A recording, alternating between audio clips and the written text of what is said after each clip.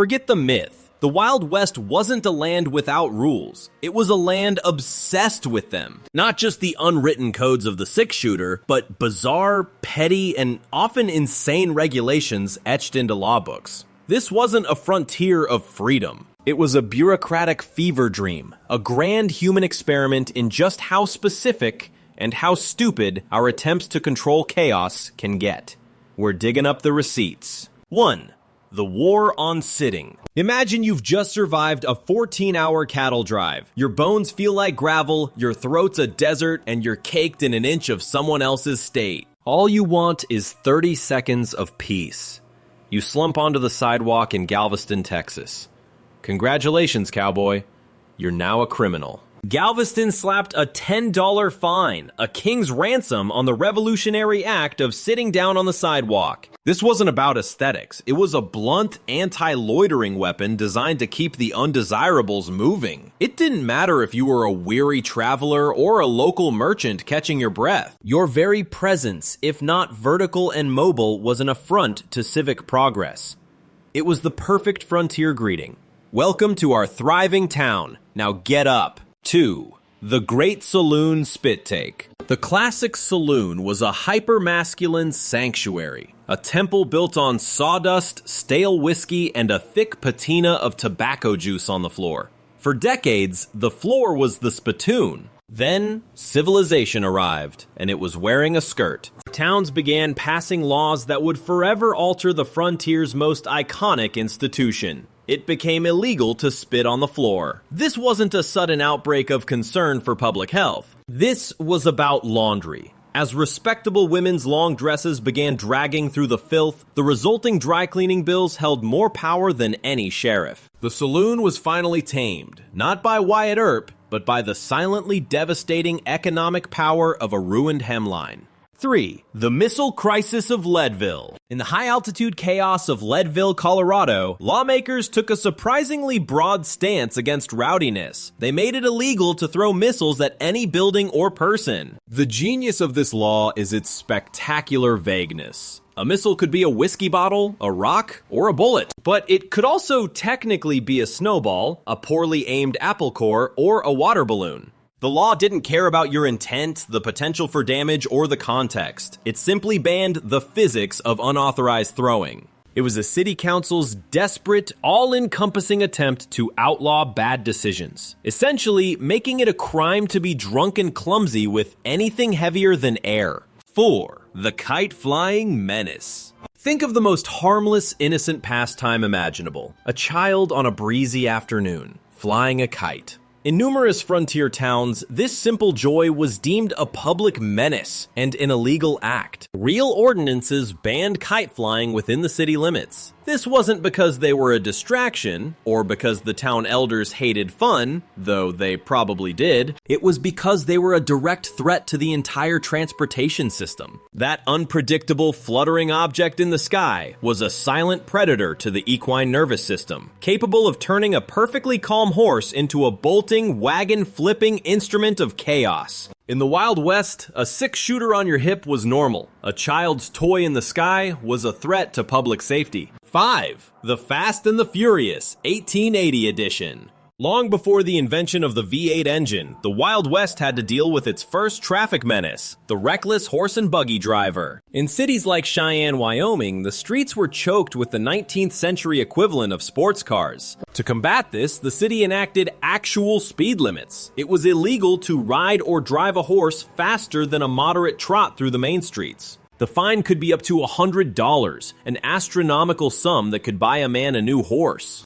This was the birth of traffic law, a city's attempt to rein in the timeless, testosterone-fueled human urge to go just a little bit faster than everyone else, even when your vehicle is powered by hay. 6. The 8 p.m. curfew. The irony of the Wild West is staggering. A typical Tuesday in Prescott, Arizona might involve a high-stakes poker game, a brawl in the saloon, and a casual gunfight breaking out before lunch. The adults were essentially untamable, so what did the city council do? They decided to get strict with the children. By the 1880s, towns across the frontier had enacted rigid curfew laws requiring anyone under the age of 16 to be off the streets by 8 or 9 p.m. While the town's pillars of society were busy losing their ranches at the faro table, the real civic concern was making sure little Jimmy wasn't out past his bedtime. It was a bizarre, almost touching attempt to impose order on the next generation while the current one was still shooting at the saloon piano. 7. The unspeakable crime of not bathing. The romantic image of the Wild West is all dust, grime, and rugged individualism. But some towns decided to attack that image directly with a bar of lye soap. In various frontier communities desperately trying to rebrand as civilized, ordinances were passed requiring residents, particularly men, to take a bath. The frequency was specified, at least once a month.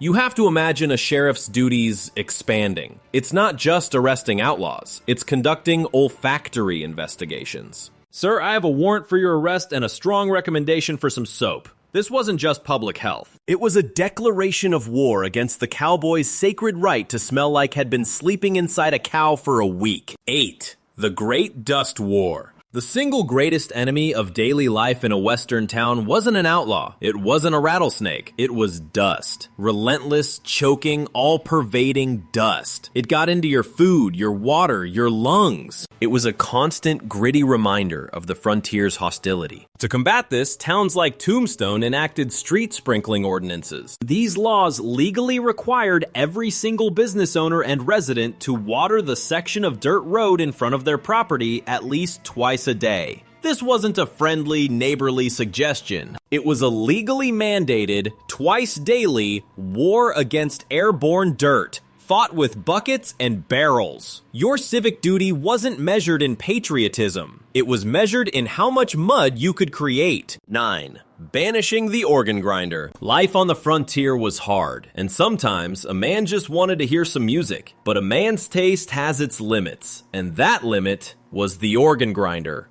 These itinerant musicians, often accompanied by a sad, costumed monkey, were seen as the absolute nadir of public entertainment. They were a noisy, repetitive, public nuisance. In response, towns like Butte, Montana passed laws requiring them to buy an incredibly expensive license to perform, often $25 a month, a fortune at the time. This wasn't regulation. It was financial banishment. It was a law designed to make sure the only music you heard on the street was the comforting, familiar sound of spurs, saloon pianos, and occasional gunfire. 10. The Dandelion Sheriff. In the Wild West, you could get into trouble for cattle rustling, bank robbery, and lazy gardening. In Pueblo, Colorado, it was a literal crime against the city to allow a dandelion to grow within the town limits. This wasn't a polite suggestion from a 19th century homeowners association. It was a legally enforceable ordinance. You have to imagine a stern-faced lawman, the Dandelion Sheriff, patrolling the streets, his eyes scanning not for outlaws, but for rogue weeds. It shows a level of obsessive-compulsive civic pride that is both admirable and completely insane. Forget bandits. The real threat to Pueblo's public order was aggressive pollination. 11. The anti-treating heresy. Picture the scene. A dusty cowboy swaggers up to the bar, slams a coin down and yells, "Around for my friends." It's the single most iconic gesture of frontier generosity. And in the Dakota Territory, it was a crime. Real anti-treating laws made it illegal to buy another person an alcoholic drink. The goal wasn't to destroy friendship, but to combat the rampant public drunkenness and political bribery that always started when one man decided to treat the entire bar. The law weaponized social awkwardness, forcing every man to sheepishly buy his own drink. It turned the most celebrated act of frontier camaraderie into a finable offense. Suddenly, the most dangerous man in the saloon wasn't the gunslinger. It was the guy trying to be nice. 12. The profanity tax. In the rough and tumble town of Deadwood, South Dakota, a person's honor was everything. But their vocabulary, that came with a price tag. A well-documented city ordinance made public profanity a finable offense. This wasn't just a general rule against being rude, it was a literal profanity tax. The city, in a moment of pure capitalistic genius, had monetized vice. You could curse all you wanted as long as you were prepared to pay the city for the privilege. It transformed swearing from a moral failing into a simple financial transaction. In Deadwood, you could literally put your money where your mouth was. 13. The Cheater's Dilemma. Cheating at cards in a saloon was a fantastic way to get shot, but in some towns it was also a good way to get arrested. Places like Denver had explicit laws making it a misdemeanor to cheat in any game of chance. The punishment was usually a fine, a penalty far less severe than the frontier justice you'd get from the 250-pound miner whose money you just tried to steal. This law created a fascinating tactical choice for a discovered cheater. Do you take your chances with the sheriff or with the angry mob you just fleeced? It was a law that offered a slightly better, though far less dramatic, outcome than a bullet. 14. High stakes civic duty. Forget horse races. The biggest gamble in the Wild West was the next election. Saloon patrons wouldn't just argue about who should be the next mayor. They would slam their life savings on the table to back it up. This turned civic duty into a high-stakes poker game, and lawmakers realized it was a catastrophic idea. Many territories flat out outlawed betting on elections. The reasoning was simple and brutal. A man who has bet his entire ranch on a candidate's victory is no longer a voter. He is an investor, and he now has a very clear incentive to ensure his guy wins, whether by stuffing the ballot box, intimidating opponents, or worse. It was a rare moment of clarity, where lawmakers admitted that a bag of silver could easily outweigh a belief in democracy. 15. The Sabbath War. As dusty frontier outposts tried to rebrand themselves as respectable communities, they waged a holy war against Sunday fun. It wasn't just about closing the saloons, though that was part of it. Ordinances across the West made it illegal for theaters to hold performances, for stores to sell anything but absolute necessities, and, in many cases, for anyone to play baseball on the Sabbath. This created a silent, surreal landscape every Sunday, a forced day of piety in towns that were, for the other 6 days of the week, temples of vice and chaos. It was a legal battle between Saturday night and Sunday morning, and for one day a week, Sunday morning had the law on its side. 16. The Ugly Laws. San Francisco desperately wanted to project an image of a sophisticated, civilized city, but it had a dark secret written directly into its law books. Starting in the 1860s, a series of statutes known as the Ugly Laws made it a crime to be, well, ugly in public. This wasn't just subtle social pressure. This was the city acting as the world's meanest bouncer at the club of public life. If you were maimed, mutilated, or in any way deformed, you were breaking the law simply by being seen on the street. Your very existence in public was a misdemeanor. It's a chilling, almost unbelievable piece of history, a reminder that some frontiers were meant to be closed. 17. The Great Pants Heresy. The Wild West was a place of rugged survival and backbreaking work. But for women, the fashion police of the Victorian era were never far behind. In numerous frontier towns, it was illegal for a woman to wear male attire, which specifically meant pants. Imagine trying to herd cattle, chop wood, or defend your homestead from rattlesnakes while wearing a corset and a massive skirt. This wasn't just impractical, it was a law designed to keep women in their place, even when their place was a mud-soaked ranch miles from civilization. It was a legal chain, ensuring that even as women proved they could do a man's job, they couldn't, under any circumstances, dress for it. 18. The Hypocrisy of Control. While the West was supposedly a land of opportunity, it was built on a foundation of brutal, legally enforced racism. One of the most widespread laws was the complete ban on selling alcohol or firearms to Native Americans. But here's the truly cynical part. This law was almost never about protecting anyone. It was a tool of control, selectively enforced to keep the native population at a disadvantage, yet frequently ignored by unscrupulous traders when there was a profit to be made. It was a law that managed to be both catastrophically destructive and breathtakingly hypocritical at the same time, a perfect snapshot of the frontier's moral compass. 19. The Bamboo Poll Tax. As the West grew, so did its prejudices, and they often manifested in bizarrely specific laws. In San Francisco, a city ordinance in the 1870s placed a special, expensive tax on laundries that didn't use horse-drawn carriages for their deliveries. This may sound random, but it was a precision-guided legal missile. The law was aimed directly at Chinese laundry owners, who were known for delivering clothes by carrying them on foot with traditional bamboo poles. Laundries owned by white proprietors, which used wagons, were exempt. It was a law that didn't mention race at all, but its intent was crystal clear. A quiet, bureaucratic attempt at ethnic cleansing through taxation. 20.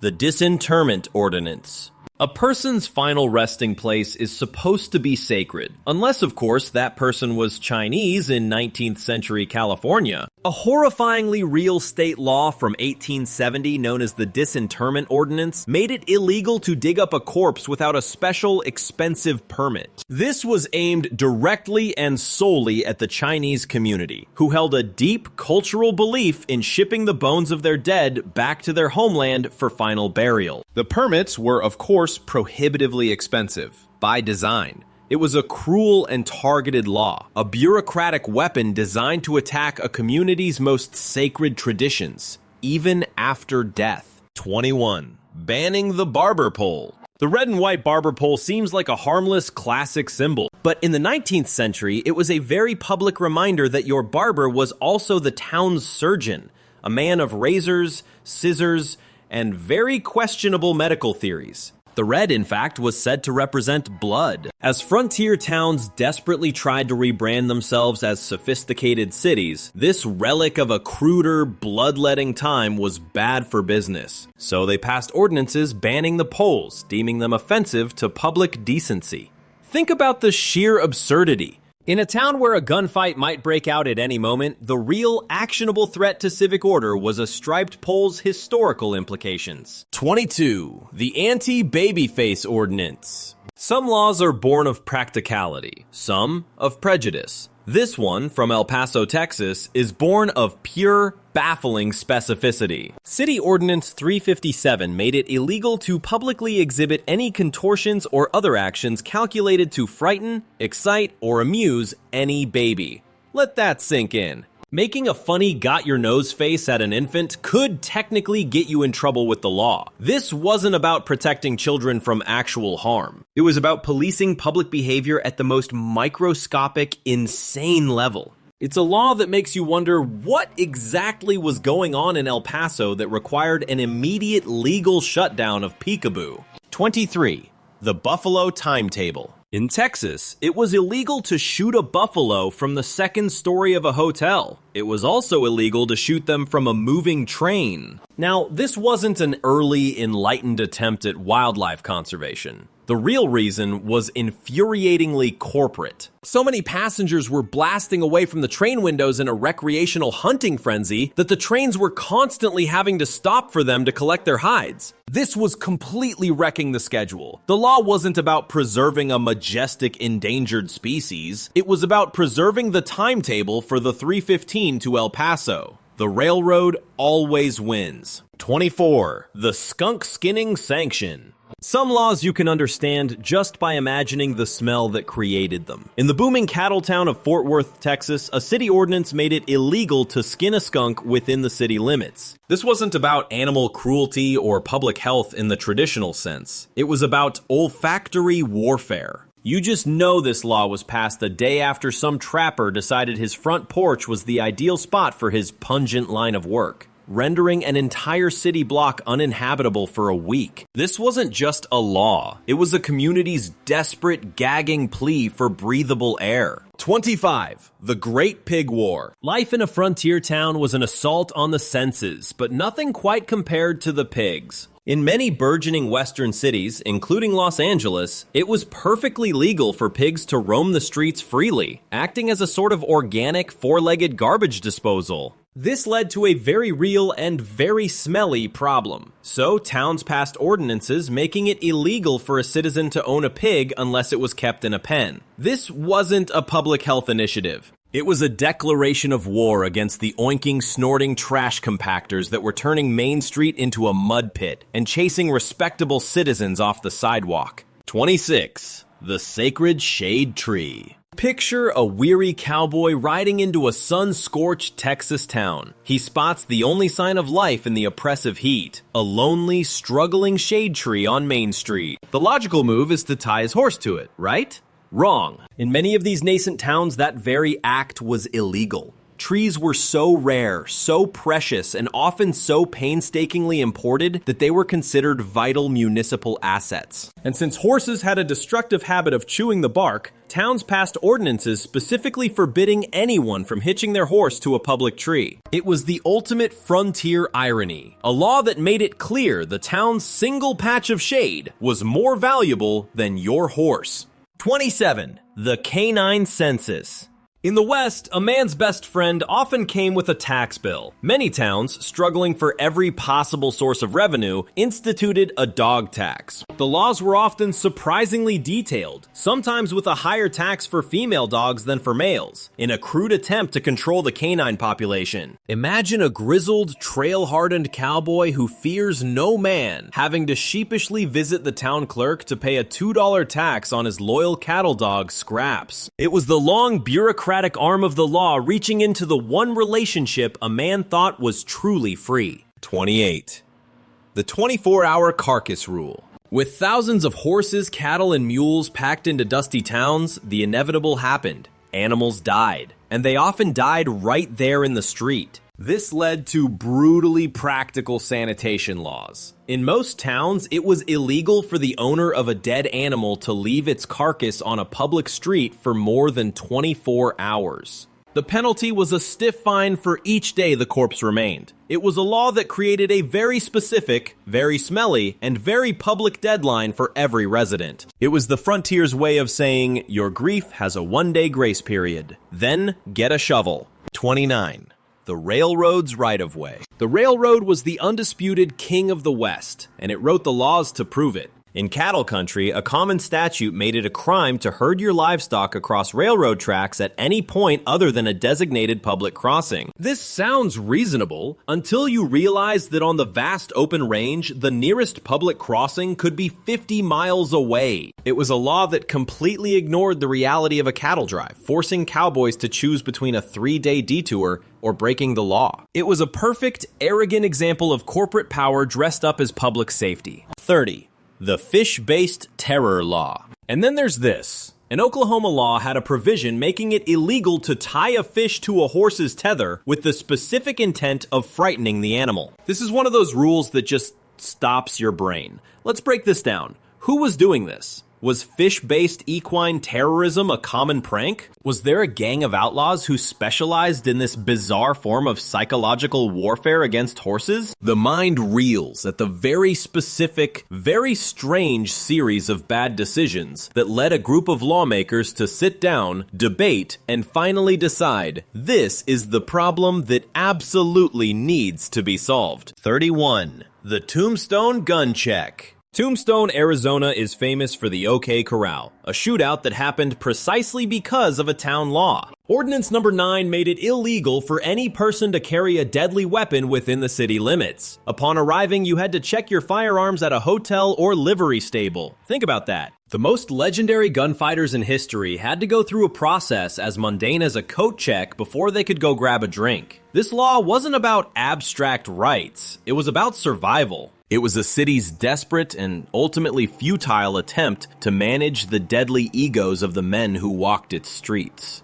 32. The etiquette of violence. Dueling was the West's most famous and fatal method of conflict resolution. And while it was often illegal, the most interesting laws weren't about the duel itself. They were about the prelude. In many territories, it was a specific crime to send or accept a challenge to a duel. Lawmakers knew, realistically, they couldn't stop two determined, angry men from shooting each other. But they could at least try to outlaw the formal, gentlemanly invitation. It was a fascinating legal strategy that targeted not the violence itself, but the etiquette that led to it. 33.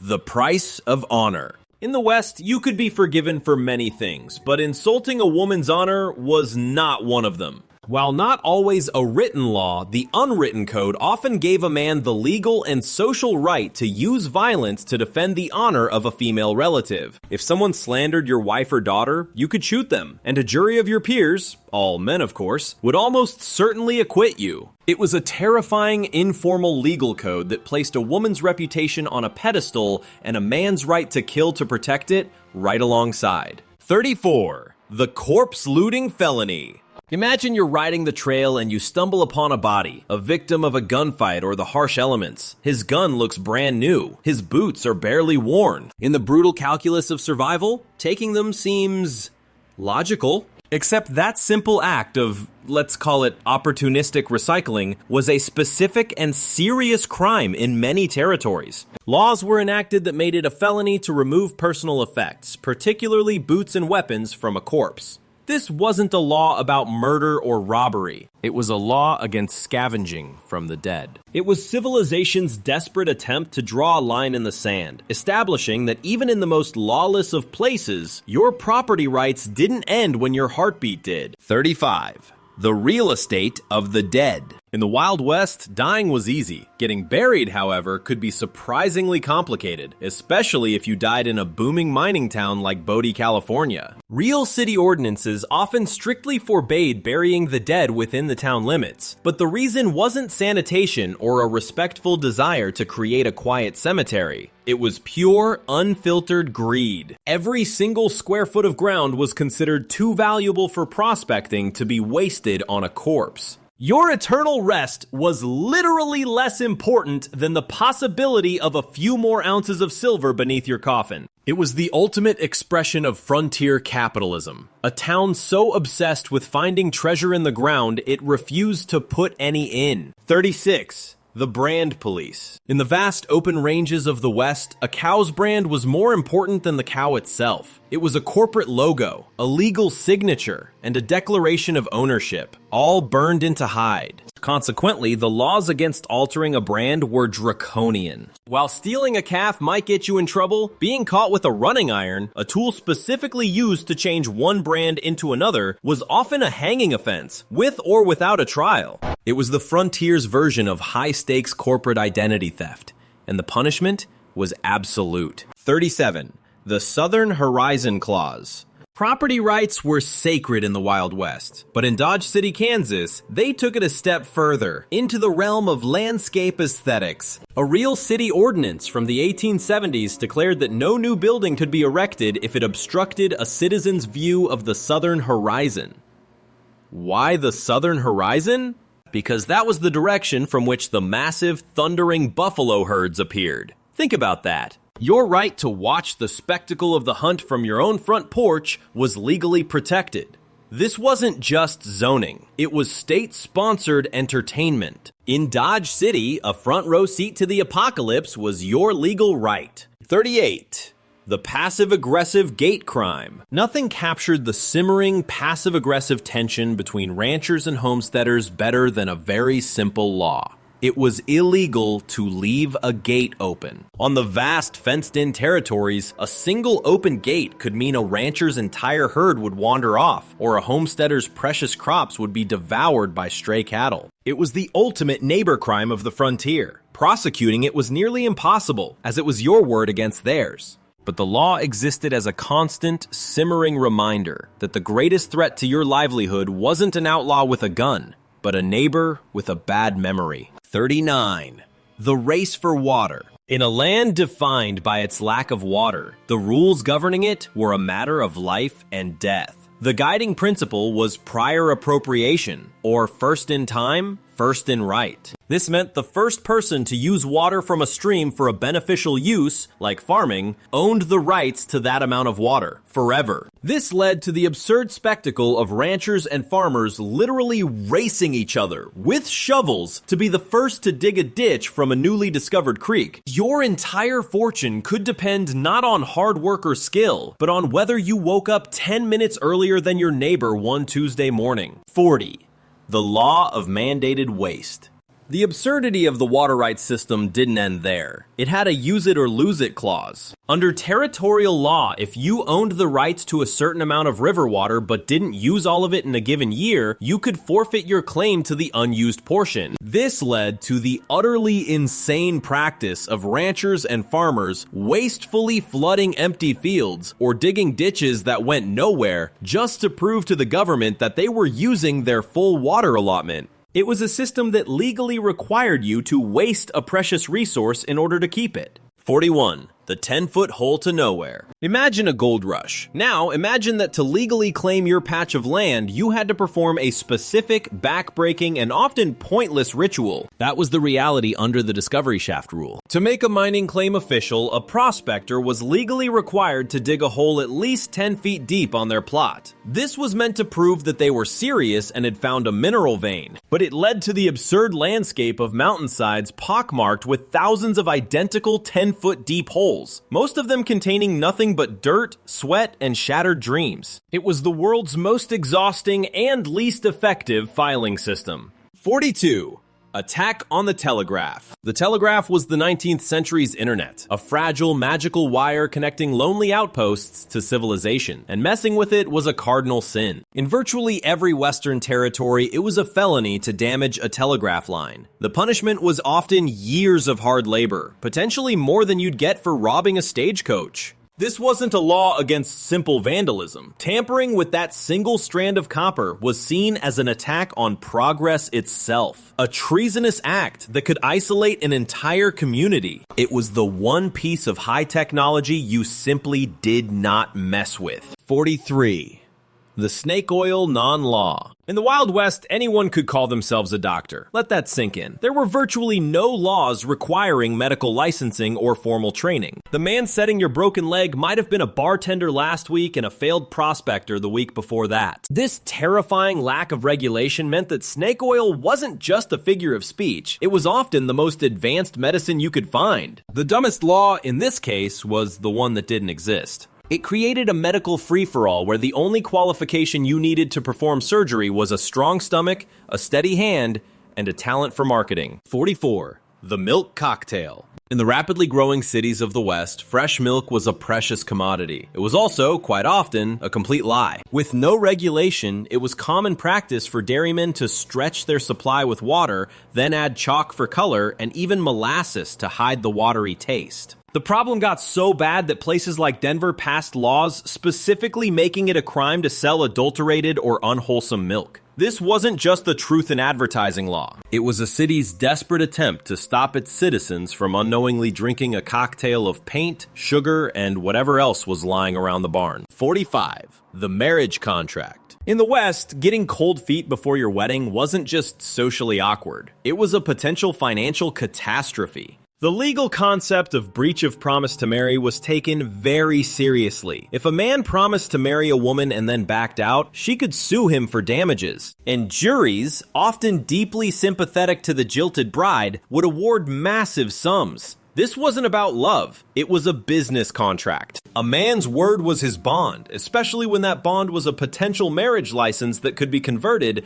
in a courtroom into cold hard cash. 46. The chimney inspector. In wooden boom towns built practically overnight, the greatest killer wasn't a bullet, it was a stray spark. The fear of fire was so all-consuming that it led to hyper-specific laws. In many towns, it was illegal to have a stovepipe that passed through a roof or wall without being at least 5 inches away from any wood. Imagine a town marshal whose job included facing down outlaws, also having to carry a measuring tape to conduct chimney inspections. It was a law born from the terrifying collective knowledge that one lazy carpenter could wipe the entire town off the map before breakfast. 47. The Swindler's Clause. In a transient society, skipping out on your hotel bill was a common and frustrating problem. To combat this, territories passed innkeeper laws that were surprisingly cunning. These statutes stated that if a person left a hotel without paying and without offering a good reason, the law would automatically presume they intended to commit fraud. The burden of proof was flipped. You weren't innocent until proven guilty. You were a swindler until you could prove you just forgot. It was a brilliant legal shortcut to stop the endless stream of dine and dash cowboys. 48. the cigarette prohibition. We think of the Wild West as an era defined by whiskey, gunsmoke, and chewing tobacco. But even then, they drew a line at selling certain products to kids. Long before nationwide bans, many Western towns had ordinances making it illegal to sell tobacco or cigarettes to anyone under the age of 16. It's a shocking, almost out-of-place moment of public health foresight. It seems that even in the most lawless places, they understood that some vices should at least wait until you were old enough to shave. 49. The original no-fly zone. No, not that kind. Before the airplane was even a dream, the original no-fly zone was established in Dodge City, and it targeted the common kite. But this wasn't the only law aimed at the sky. In Texas, it was famously illegal to shoot a buffalo from the second story of a hotel. These weren't just random bits of insanity. They were attempts to control a three-dimensional world. The kite law, also number 50, was about spooking horses.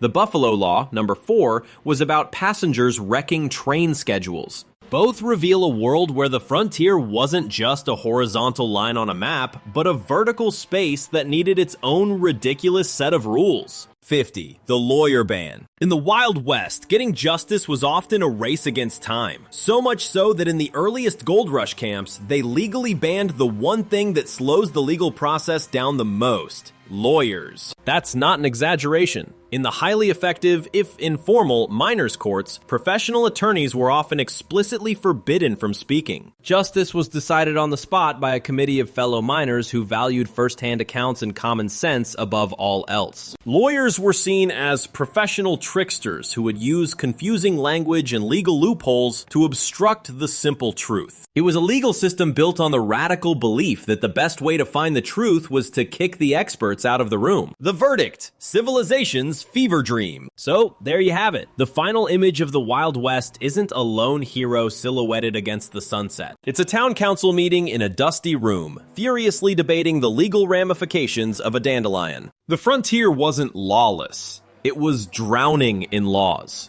It was a frantic, desperate, and often hilarious attempt to impose Victorian sensibilities on a landscape that simply didn't care. These 50 statutes are artifacts from a grand psychological experiment, a place where the terror of chaos met the madness of absolute control. They tried to legislate away ugliness. They tried to bill profanity. They tried to declare war on dust, kites, and poorly timed naps. What emerges is a portrait not of rugged individualism, but of panicked communities, obsessed with projecting an image of civilization they hadn't yet earned. They were terrified of fire, of undesirables, of bad smells, of their neighbors' pigs, and, apparently, of babies being amused too aggressively. These laws reveal the true bizarre engine of American progress. A deeply held conviction that any problem, no matter how large or small, can be solved by writing a sufficiently specific and punitive rule. The railroad was a corporation that could bend the law to its timetable. A mining company's greed could literally dictate where you were allowed to be buried. A woman's honor was a piece of property a man could kill over, and a lawyer was a nuisance you could ban from a courtroom. The West wasn't one with guns alone. It was one with ordinances.